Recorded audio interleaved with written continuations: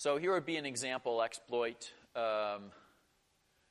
against iPhones that was used to spy on iPhones of, I think it was like dissidents or something like that. Some governments were spying on people they didn't like.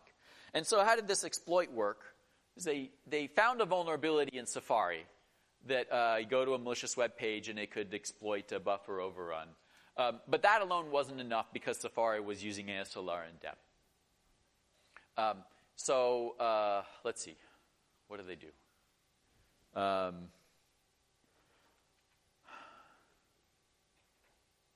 Oh, yeah, this one actually bypassed ASLR in depth because Safari uses JIT, and JIT is just-in-time compilation, which involves, at runtime, writing code that you're going to execute, so you have to turn off dep, basically, for your JIT.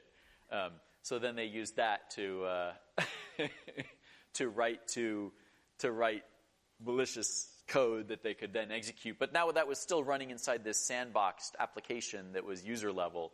So then they had to find another exploit to gain access to the kernel because they wanted access to things that Safari didn't have access to, and your app is sandboxed. It doesn't have access to other apps.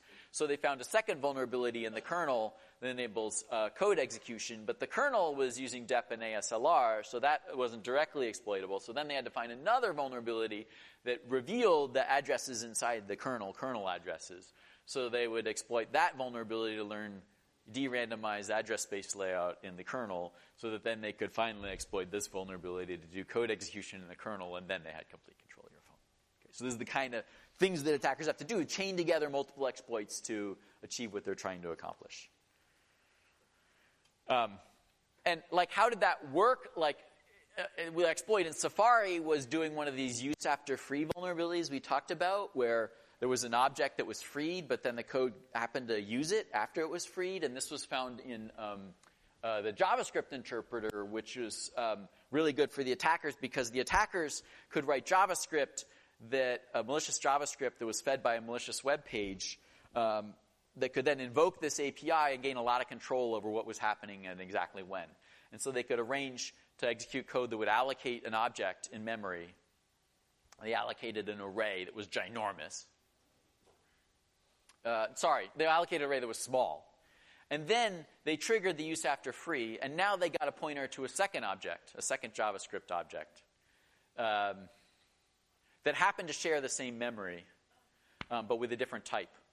And so now they could go overwrite the length field for the first one, for that first array, to be something huge. Even though there wasn't actually a huge amount of space arranged for it, they overwrote a length field that was used by the interpreter to remember how much space had been allocated to some huge number. Now the interpreter thought lots of memory had been allocated for it, but actually it only a little bit had been allocated for it.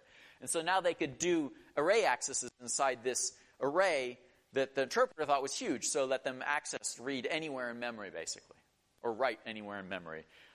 So now they can read or write anywhere in memory. So now they can, they can start to do their buffer overrun exploit that will let them take control of Safari.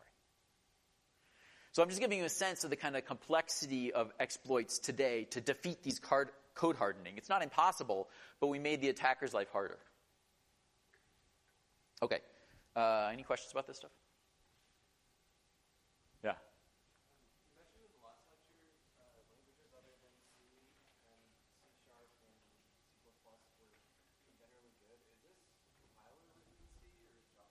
Yeah, Safari's in like C++, the JIT compilers in C++.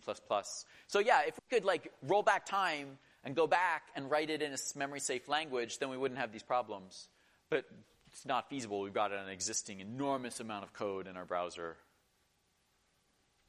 Yeah, so that's why we fall back to, got to do code hardening. Yeah.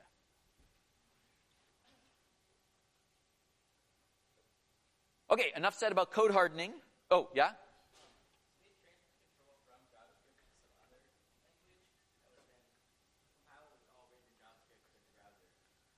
The malicious, this exploit, if you went to this malicious web page, it would feed you malicious JavaScript that invoked APIs in the browser that were exploiting vulnerabilities in the browser code, that injected malicious code into memory and then caused the browser to transfer control to that.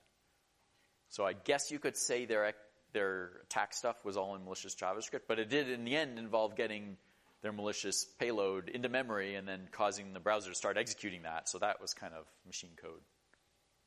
Did that answer your question? Yeah, okay.